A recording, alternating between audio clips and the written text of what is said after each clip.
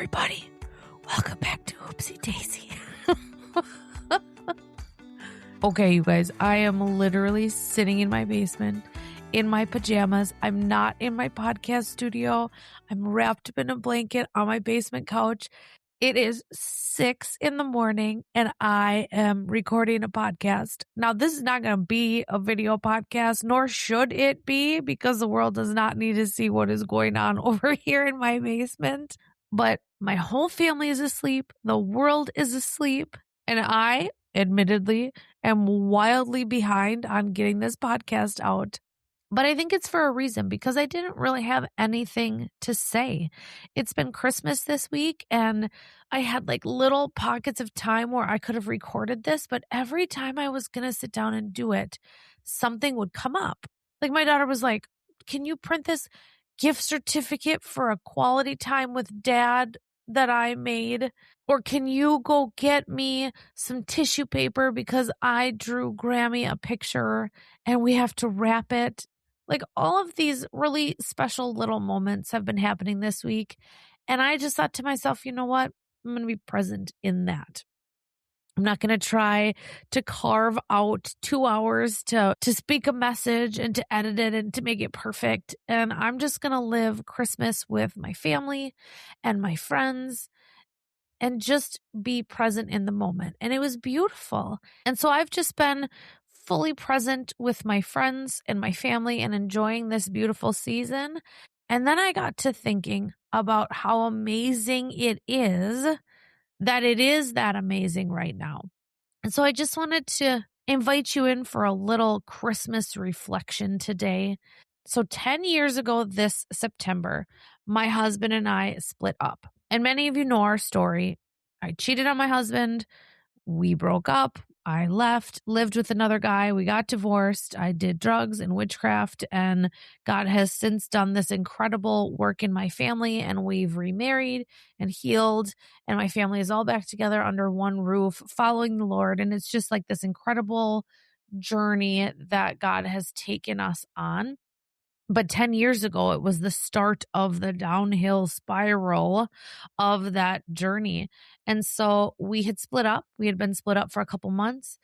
I was not living with my husband and kids anymore. And so Christmas rolled around, and it was like really awkward to try to figure this out. I was already dating somebody new, which was an absolute train wreck. I was drinking a lot and just really desperately unhealthy. And so as Christmas rolled around that year, and, you know, we had told our family, like, hey, we're getting a divorce, we're splitting up. There was just a lot of hurt feelings, a lot of confusion, a lot of lying and dishonesty on my part about what was actually happening in my life. Just a lot of nasty stuff flying around. We decided, because we were trying to do what was best for our girls, that I would go to my family Christmas, and Chris, my then ex-husband, would also come, and we would try to give the girls a normal Christmas. You know, my family still really loved Chris. And so we just wanted to have it be as normal as possible and celebrate together. Well, it didn't go very well. I drank a lot of alcohol that day. Everything just sort of blew up, and we ended up in a big family fight. My sister-in-law had to shepherd the kids downstairs as I was screaming at my parents, and it was just really messy. And I remember storming out. I left my 2 young girls on Christmas Eve. I stormed out. I called the guy that I was like kind of dating, and he drove 45 minutes to pick me up, and I left to go to his family's Christmas. And that kicked off this long few-year period where I was divorced, and my immediate family, like my husband and my kids and I, were broken, but also my siblings, my parents, we were all really, really screwed up because of me, because of what I had done, because of the hurt I had caused. It was just a really, really unhealthy situation. I didn't talk to my parents for a really long time. It was at least like a year before we had a true conversation again. And so it was just terrible. It was awkward. There was hurt. There was anger. There was confusion. There was hatred. There was disgust. And so I was at my mom and dad's house with my brother and his family and my sister and her kids. My 93-year-old, I think he's 93, maybe even older, grandpa was there with my aunt. And we were playing these crazy Christmas games and just laughing. And I just had this overwhelming gratitude for what God has done and how much God has repaired over the last 10 years.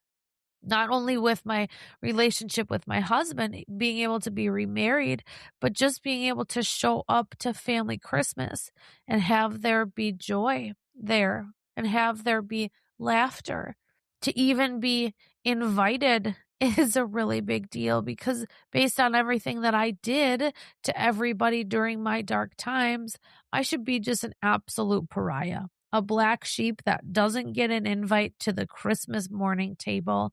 And yet my family has walked through deep forgiveness and the Lord has shown us deep restoration.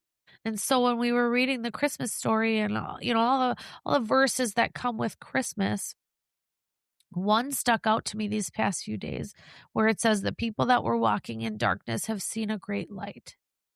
And it just hit me that that's me. That's my family. We walked in darkness for so long.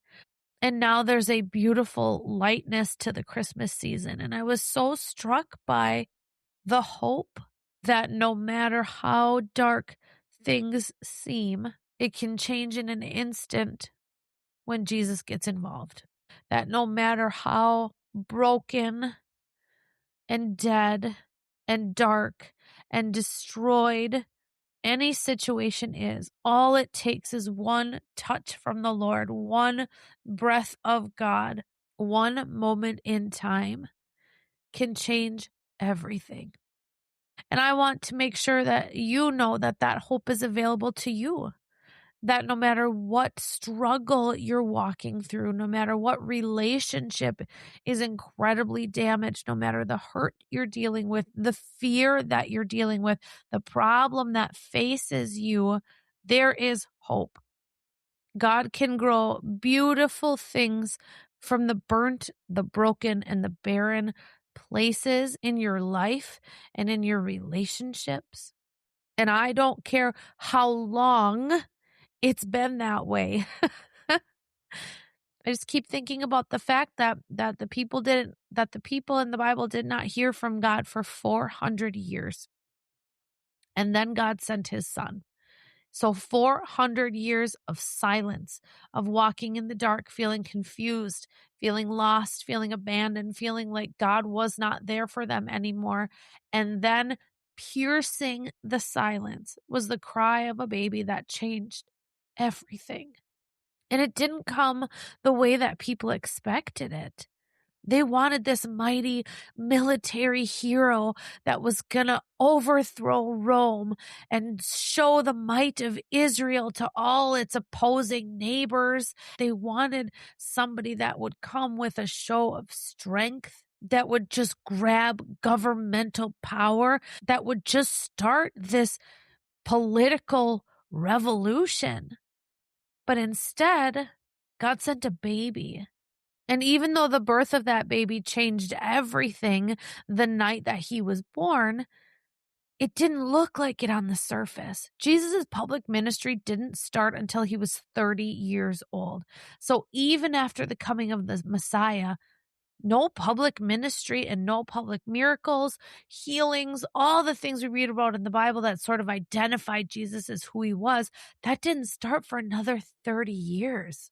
Your healing, your hope, the change you've been praying for, the gear that you've been waiting to click into place in that relationship, the restoration that you're hoping for, that job that you're hoping will change, the marriage you want to see come back to life, the hurt you want to see go away, the fear that you're begging to be taken from you, there's hope for you, but it may come in unexpected ways.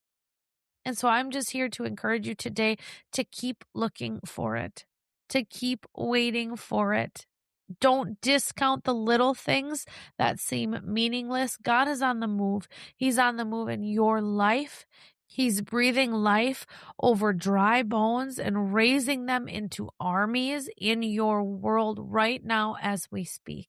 Hold on to hope this Christmas season, but don't hoard it. My husband said the other day something that struck me so deeply was this idea of being a steward of hope for other people. There are so many people that have also lost hope, that have also partnered with this idea that the way that things are in my life are permanent, that they cannot change, that relationship cannot be fixed, this money cannot be made, my bank account cannot be revived, my illness cannot be healed. There are people that are walking around agreeing with these kind of death sentences over their life, and they need somebody to come alongside them and speak hope, to speak what you know about Jesus and about how if it's not good, then God's not done. They need that spoken over them. They need somebody else to come alongside them and say, hey, I'm dealing with it too. Here's the hope that I keep clinging to. That no matter what my situation looks like right now, I know that my God is moving, that my God is working, and He will shift seas and mountains. There's movement in the heavenlies on your behalf and mine too. Let's walk through this together. So as you wait and as you watch and as you hope, I invite you to share that hope with somebody else as well. Take somebody's hand and give them the light in the darkness this Christmas season.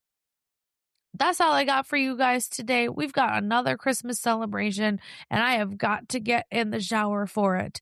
I'll be back with a regular episode next week. We are talking about anti-resolutions, about how we kick that idea of new year, new me in the face and flip it on its head. So stay tuned next week. I love you guys. Merry Christmas.